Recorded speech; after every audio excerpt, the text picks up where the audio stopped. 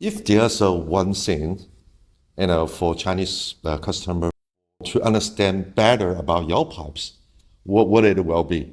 That's a very vague and large question. I think there's a really important thing about the American pipe making community that is different than the European pipe making community. And we have talked about this before, and it is that there is no connection to the European legacy of pipe making. None of us had family members who were pipe makers, who started all of this. And so each of us has had to learn from people in Europe and have passed that down. So I think something that I want to speak about my work is that what I want to do, what I have tried to do, and what I intend to continue to do is I want my work to be of a quality that all of the European masters who came before me, that my work deserves,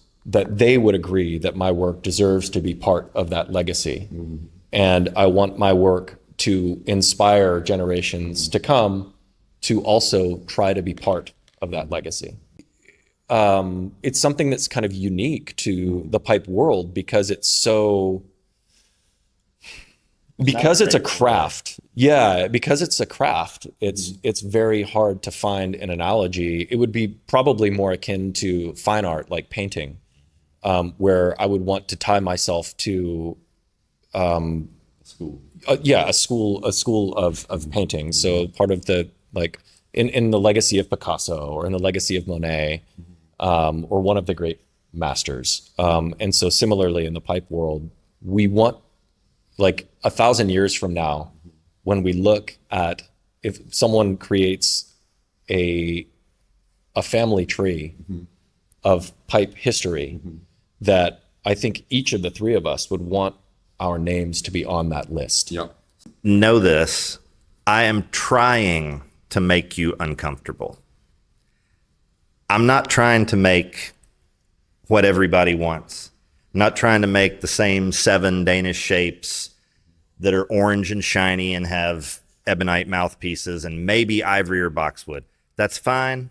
I do make some of that stuff, but I have tried continually to innovate and to bring new things forward and to broaden the canon of what high grade pipes can be. One of the things that I feel like I did was to bring color to actual high grade pipes, high grade in the Danish tradition, etc. The Italians use acrylic and on their factory pipes and some handmade pipes, but 15 years ago even, there was no such thing as a high grade pipe with a blue Bakelite mouthpiece. Again, with the matte finish, I know that a lot of collectors, a lot of Chinese collectors like it to be extremely shiny. So I make it matte. And I think that that's not just me being a contrarian. My goal is always to move the conversation forward, to make a contribution and again, advance the craft and also broaden it to include things that we as pipe makers creatively have never been allowed to do before. So, Yeah. Just adding new ideas and then maybe really original techniques. Challenging. I like what you just said, to continue the conversation with your end consumers. That could be very important. Yeah. You want your collectors to ask questions. Ask Why, questions. why did you choose to do that? yeah. It is a very difficult question. I think, especially being here with Jeff and Todd, who I learned from, I have the benefit of getting to kind of ride the tradition in a way that I came in at the perfect time to is one of my big influences is the Japanese school of pipe making and the Danish school of pipe making. And I really, I revel in the ability to make asymmetrical things with subtleties and all this kind of, like, I love kind of a wildness in my pipes. I leave little bits of plateau. Thank you, Todd.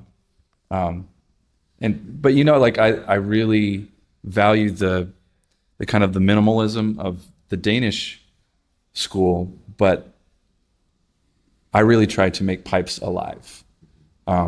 So my color palette is somewhat muted, but you know, compared to Todd's maybe, but like, I want to push in a kind of an organic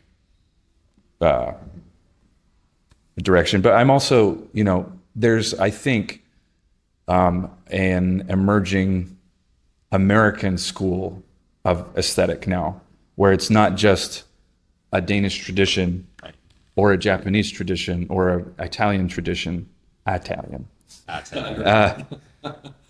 but it's becoming an American tradition where all these things have come together and become something a little bit new.